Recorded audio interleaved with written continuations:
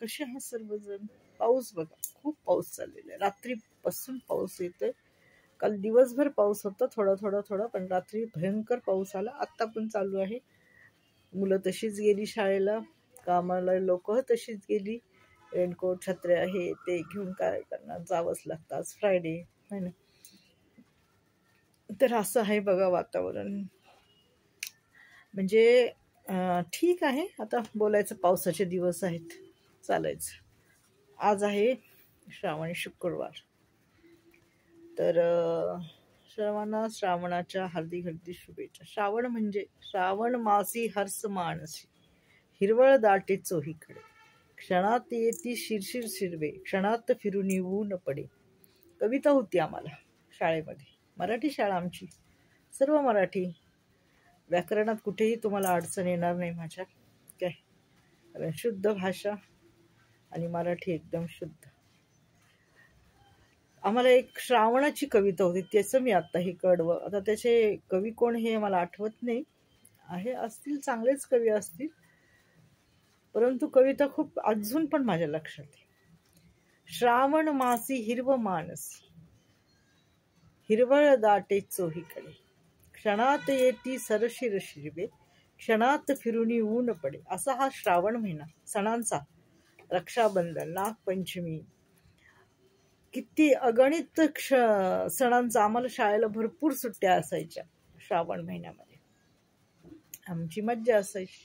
श्रावणी सोमवाराला अर्धा दिवस शाळा, मग आमचा भोंडला असायचो. मग काय काय कार्यक्रम असायचे आमच्या शाळेमध्ये. श्रावण महिन्यामध्ये भरपूर कार्यक्रम असायचे आणि आम्ही सर्व ते एन्जॉय करायचो. तर असे शाळेचे दिवस होते. कविता माझ्या अजून लक्षात आहे आणि मी नेहमी श्रावण महिना आले की ही कविता म्हणत असते. असंच एक गोष्ट घडली आणि मला ही कविता पटकन आठवली आणि मी बोलून दाखवली. सगळे म्हणाले की अरे, तुझ्या कविता अजून लक्षात आहे? म्हटलं हो, अजून आहे. विंदा करंदीकर आणि असे भरपूर आहेत, म्हणजे कवी, केशवसूत आणि किती काही अजून अशा कवी आहेत की कवित्री पण आहेत आणि कवी पण आहेत. ते माझ्या अजून शाळेतले लक्षात आहे. मी असं माझ्या कधी कधी विचार येतं की मी शाळेच्या बेंचवर बसलेली आणि बाई शाळेत शिकवत आहेत आणि मला ते सर्व आठवतं. इयत्ता 8वी 9वी 10वी सर्व वेळ आवडतात. मैत्रिणी आठवतात, भेटतात काही काही मैत्रिणी, माहिती का. असं आहे बघा शाळेचं जीवन की जे माणूस कधीच आयुष्यामध्ये विसरू शकत नाही. हो की नाही? तुम्हाला पण आठवत. आणि आमचं शाळा पण तेच, कॉलेज पण तेच. आमचे 12वीपर्यंत कॉलेज तिथंच.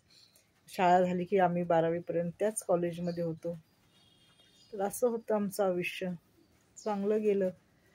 कधी आम्ही शाळेचा कंटाळा नाही केला, कधी काही हट्ट नाही धरला की आम्हाला हेच कपडे पाहिजेत, आम्हाला तेच पाहिजे. जे आहे ते त्यातच आम्ही शिकून आज इथपर्यंत आलो. समाधान वाटतं एक मनाला की कधी आपण आईवडिलांकडं पैशासाठी की मला हेच पाहिजे, मला तेच पाहिजे. हल्लीची मुलं किती हट्ट करतात ना.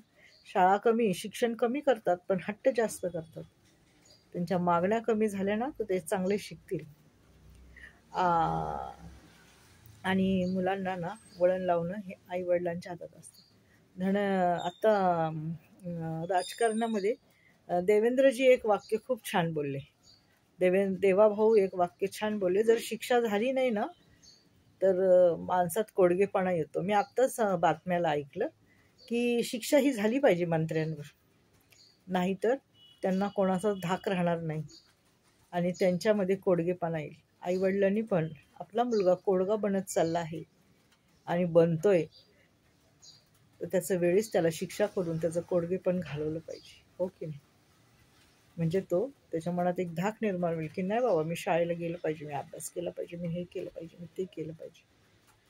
तर देवा भाऊ हे आपल्या आईवडिलांप्रमाणे बोलले की नाही, मंत्र्यांवर कारवाई झालीच पाहिजे आणि त्यांचा कोडगेपणा हा दूर केला पाहिजे.